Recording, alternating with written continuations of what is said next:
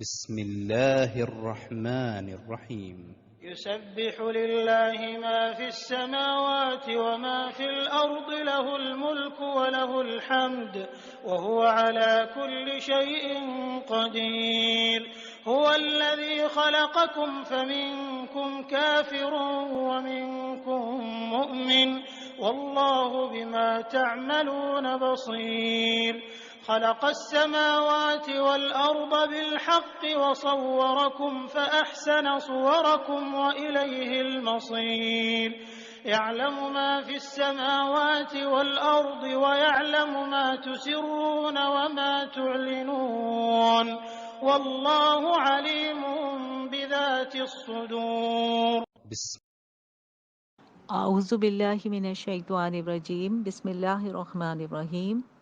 آج ہم سورہ تغابن کی تلاوت، ترجمہ اور تھوڑی سی تفہیم کریں گے اور یہ سمجھنے کی کوشش کریں گے کہ ان آیات میں اللہ رب العالمین نے ہم سے کیا مطالبے کیے ہیں۔ پہلی آیت میں اللہ رب العالمین فرماتے ہیں کہ کائنات کی ہر چیز، آسمان اور زمین میں جو کچھ بھی ہے، وہ سب اللہ کی تسبیح کر رہے ہیں۔ اللہ کی تسبیح کا مطلب اللہ کی پاکیزگی اور تعریف بیان کر رہے ہیں، گلوری آف گاڈ بیان کر رہے ہیں۔ انسان تو اللہ کی تسبیح کرتے ہیں، لیکن یہ جانور، یہ پرندے، یہ درخت، یہ پودے، یہ پہاڑ اور یہ جنگل، یہ سب کیسے اللہ کی تعریف بیان کر رہے ہیں؟ اللہ تو کہہ رہے ہیں کہ سبھی میری تعریف بیان کر رہے ہیں۔ تو وہ اس طرح اللہ کی تعریف بیان کر رہے ہیں کہ اپنے وجود سے یہ ثابت کر رہے ہیں کہ اللہ تعالیٰ ہر غلطی اور کمزوری سے پاک ہیں۔ اللہ تعالیٰ کی تمام کریشنز اللہ تعالیٰ کی تعریف بیان کر رہی ہیں، اور اس پوری کائنات کا دل مومن ہے، یعنی پوری کائنات مومن ہے۔ اس کائنات میں انسان بھی ہے، جن میں سے کچھ انسان ایسے ہیں جو اللہ تعالیٰ کی تعریف بیان نہیں کر رہے، اللہ تعالیٰ کی طرف متوجہ نہیں ہو رہے اور اللہ تعالیٰ کی ناشکری کر رہے ہیں، تو وہ اس پوری کائنات کے ردھم میں میچ نہیں ہوتے۔ پوری کائنات مومن اور چند انسان کافر۔ پھر اللہ تعالیٰ کہتے ہیں کہ وہ بادشاہ ہے، اور بادشاہ ایسا بادشاہ ہے جو ہر وقت اپنی مملکت کا انتظام کر رہا ہے، اپنی مملکت میں آرڈرز نافذ کر رہا ہے، اپنی فرشتوں کے ذریعے وہ مختلف کام کروا رہا ہے۔ تو ایسا بادشاہ نہیں ہے جسے اپنی مملکت کے بارے میں کچھ پتہ ہی نہ ہو، بلکہ وہ ہر چیز سے واقف ہے۔ کچھ لوگوں نے یہ عقیدہ بنا لیا ہے کہ اللہ تعالیٰ نے دنیا تو بنا دی ہے، لیکن اب اللہ کو اس دنیا والوں سے کوئی سروکار نہیں ہے، اب دنیا والے جو بھی کریں اللہ کو کچھ نالج نہیں ہے یا اللہ کو کوئی دلچسپی نہیں ہے، جبکہ یہ بات بالکل غلط ہے۔ اللہ تعالیٰ ہر وقت اس کائنات میں متوجہ ہیں، دلچسپی لے رہے ہیں اور اس کے کاموں کو چلا رہے ہیں۔ آیت نمبر 3 میں اللہ رب العالمین فرماتے ہیں خلق السماوات والارض بالحق، یعنی زمین آسمانوں کو حق کے ساتھ قائم کیا ہے، یعنی حق، سچائی، فیتھ جو ہے وہ بیسک فیکٹر ہے اس کائنات کا، اور اسلام بھی فیتھ ہے۔ تو یہ دونوں چیزیں آپس میں کنٹراسٹ نہیں ہیں، بلکہ کائنات اور اسلام دونوں ایک دوسرے کے لیے بنے ہیں۔ اور پھر اللہ فرماتے ہیں کہ تمہاری صورتیں بہت عمدہ بنائی، یعنی اللہ تعالیٰ کی سب سے خوبصورت تخلیق انسان ہے، اور ہم دیکھتے ہیں کہ اللہ نے ہماری ایک ایک چیز اتنی پرفیکٹ بنائی ہے کہ ہمیں اپنے زندگی کے کاموں میں کوئی مشکل پیش نہیں آتی۔ اور پھر اللہ رب العالمین نے یہ بھی فرما دیا کہ جو کچھ ہمارے دلوں میں ہیں وہ جانتے ہیں، ہمارے دلوں میں کیا کیا ہے، ہمارے سب کانشیس میں کیا ہے، ہماری دل میں کس بات سے تکلیف ہوئی اور ہمیں کس بات سے خوشی ہوئی، یہ سب کچھ اللہ کو معلوم ہے۔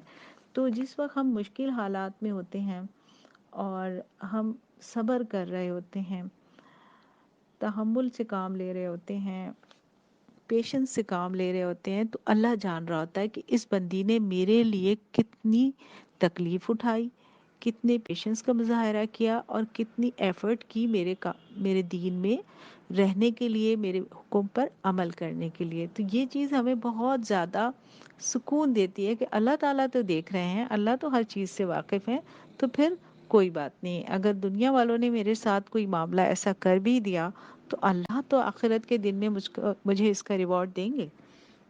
آیت 5 میں اللہ رب العالمین یہ فرما رہے ہیں کہ پہلے کی جن قوموں نے انکار کیا ان کو ان کی ڈیڈز کا صلہ مل گیا، ان کو تباہ و برباد کر دیا گیا، ان کو سزا دے دی گئی، اور آخرت میں بھی ان کے لیے دردناک عذاب ہے۔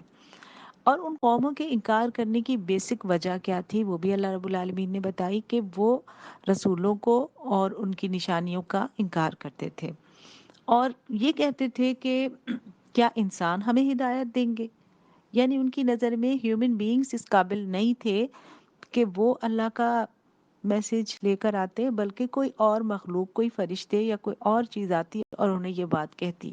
حالانکہ اگر ایسا ہوتا تو پھر لوگ کہتے کہ ہم کیسے عمل کریں، وہ تو فرشتے تھے، وہ تو انسان نہیں تھے، وہ تو عمل کر سکتے تھے، ہم تو کمزور انسان ہیں، ہم تو ان احکامات پر عمل نہیں کر سکتے۔ اس لیے اللہ تعالیٰ نے انسانوں ہی کو رسول بنایا، فرشتوں کو میسج دے کے رسولوں تک بھیجا، اور رسولوں نے انسانوں تک وہ پیغام پہنچایا اور پوری طرح عمل کر کے دکھایا۔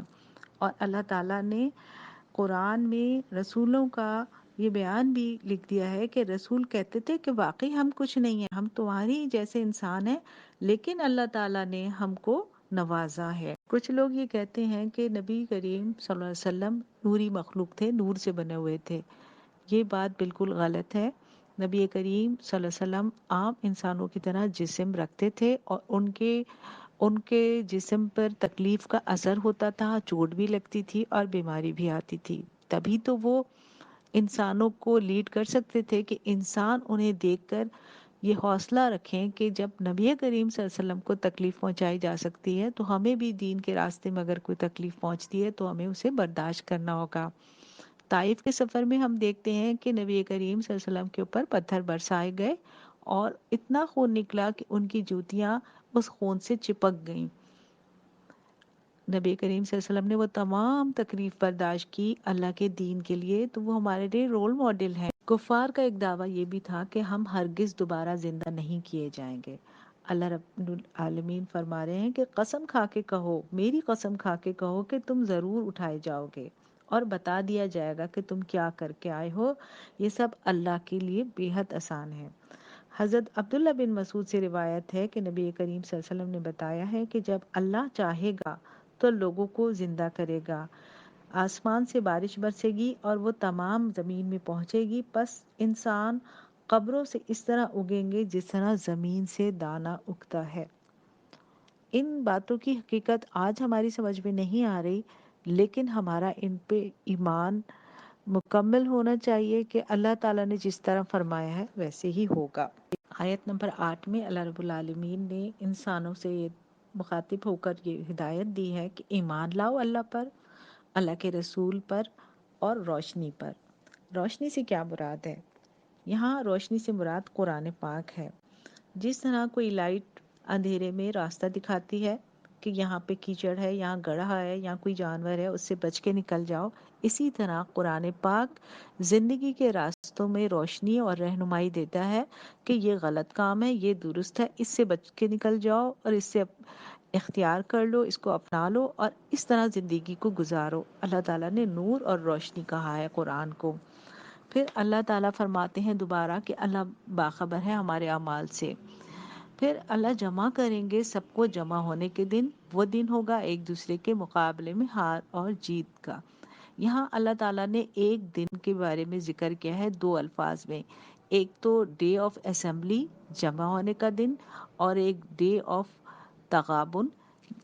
تغابن غبن سے نکلا ہے جس کے معنی ہیں نقصان اور دھوکہ، یعنی وہ دن ہوگا جس میں کچھ لوگوں کو ٹوٹل لاس ہوگا اور کچھ لوگوں کو بہت کچھ ملے گا، بہت کچھ گین کریں گے۔ تو یہ اللہ رب العالمین نے وہ دن رکھا ہے جس دن اللہ ہم سب کو جمع کریں گے اور ہم سے حساب کتاب ہوگا، رزلٹ اناؤنس کیے جائیں گے۔ جیسا کہ ہم سب جانتے ہیں دنیا میں اسی طرح ہوتا ہے، کوئی بھی ایگزام ہوتا ہے اور رزلٹ اناؤنس کیے جاتے ہیں اور گیدرنگ ہوتی ہے، کبھی وہ نوٹس بورڈ پہ لگے ہوتے ہیں اور کبھی وہ آواز دے کے بلا کے ہاتھوں میں دیے جاتے ہیں۔ تو اسی طرح رزلٹ اناؤنس ہوں گے اور ہر شخص اپنے اپنے ٹھکانے کو دیکھ لے گا۔ تو یہ دن کافروں کے لیے ٹوٹل لاس کا دن ہوگا۔ حدیث میں آیا ہے کہ اللہ تعالیٰ نے ہر انسان کا ایک مکان جنت میں رکھا ہوا ہے اور ایک دوزخ میں۔ اب یہ انسان کے اپنے اوپر ہے کہ وہ کیسے اعمال کرتا ہے اور کون سے مکان میں جاتا ہے۔ تو کافروں کا جو مکان قیامت کے دن جنت میں ہوگا وہ کسی مسلمان کو ملے گا، اور اس کا جو مسلمان کا جو مکان جہنم میں ہوگا وہ کافر کو ملے گا، یعنی کافر کا دونوں طرح سے ٹوٹل لاس ہوگا۔ آیت 11 میں اللہ رب العالمین نے انسان کو مخاطب کر کے کہا کہ تمہارے اوپر جو بھی مصیبت آتی ہے یا پریشانی آتی ہے وہ میری حکم سے اور میری اجازت سے آتی ہے۔ اور آگے آیت میں اللہ رب العالمین نے 12 میں یہ بھی بتایا ہے کہ اللہ وہ ہے جس کے علاوہ کوئی الہ نہیں۔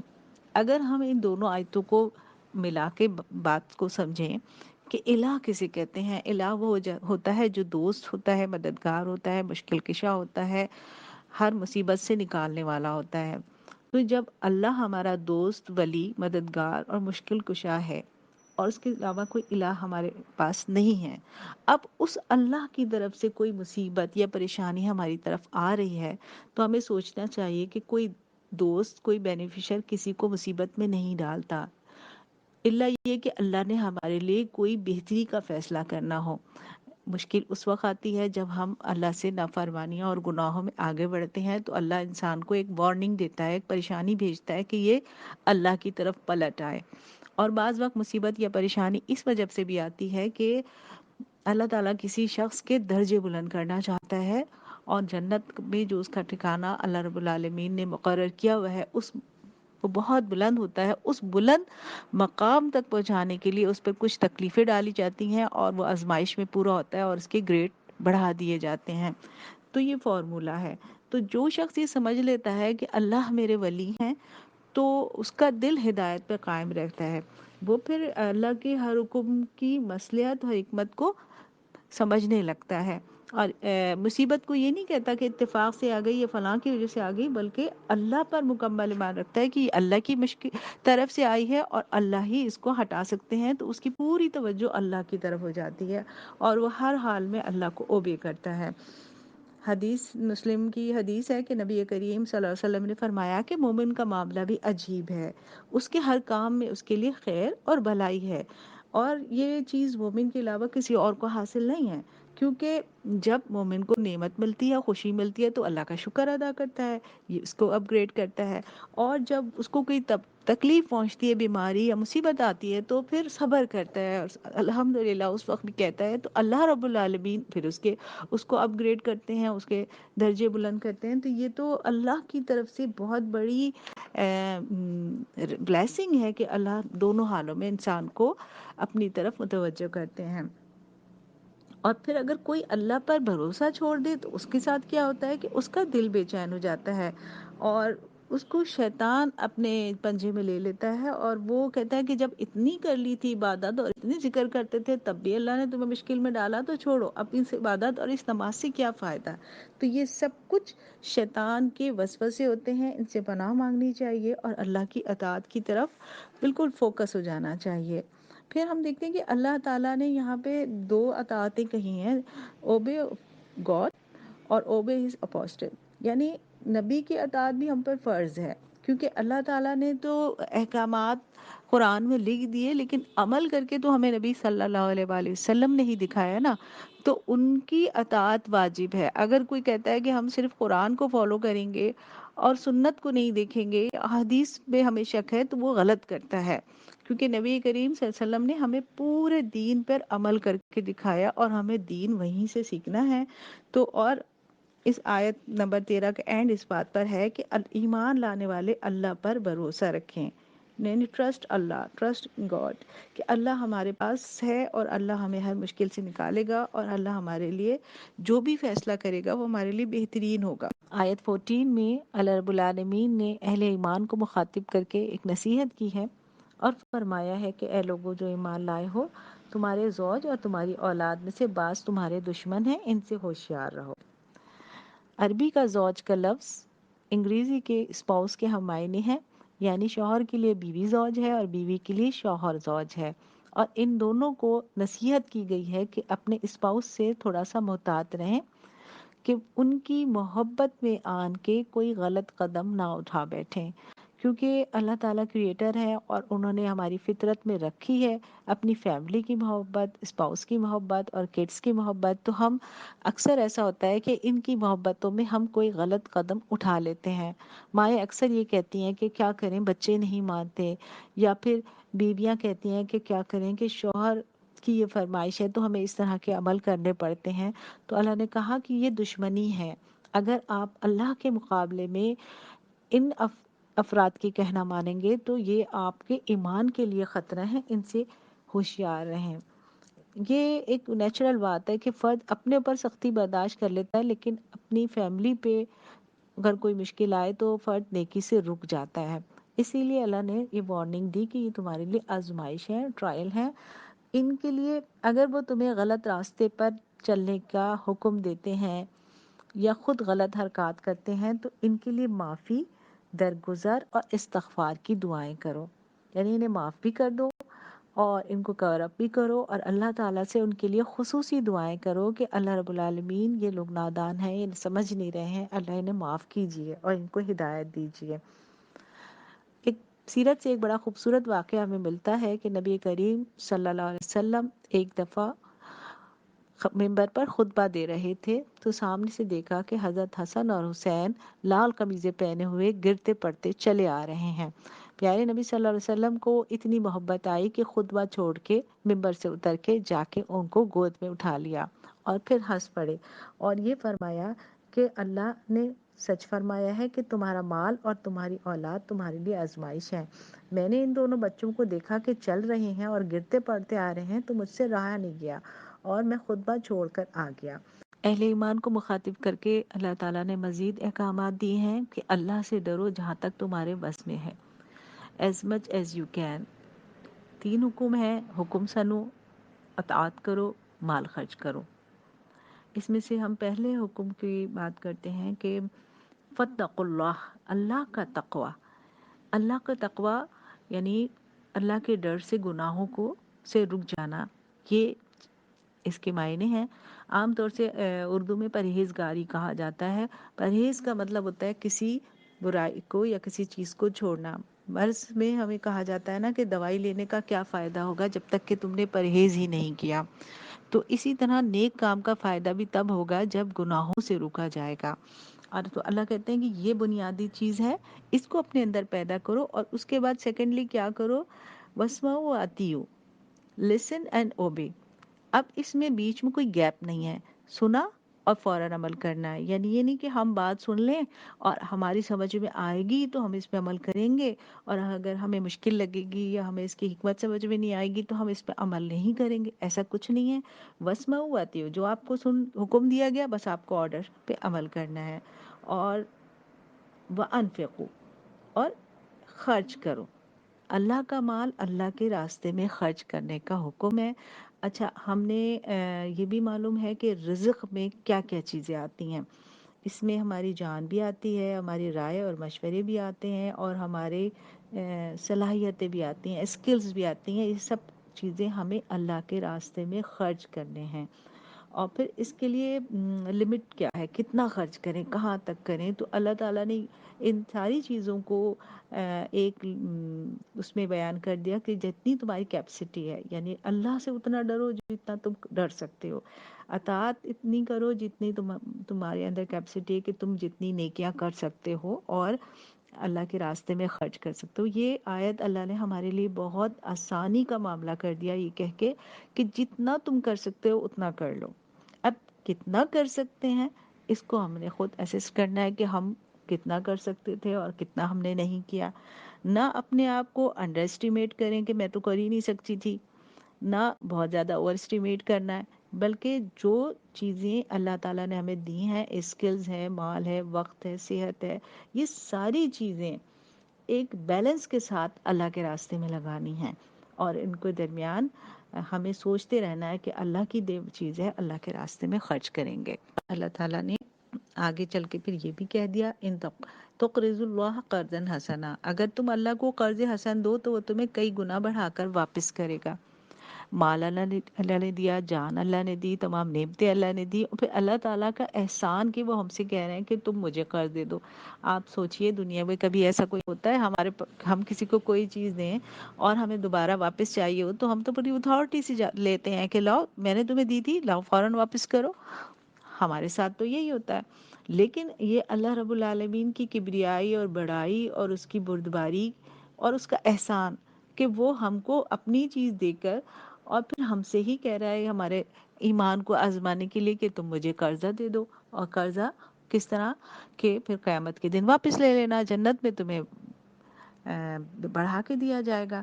تو جانتے تو ہم سب کچھ ہیں ان باتوں کو، ساری بات یہ ہے کہ عمل کے لیے ہم نے اپنے کے لیے کیا اسکیجول بنایا ہے، کیا سوچا ہے، کس طرح کریں گے، کیا چیز نکالیں گے، کب نکالیں گے، کتنا ہمیں اللہ تعالیٰ سے اچھا گمان ہے کہ وہ ہمیں کتنا بڑھا کے ڈبل کر کے دے گا۔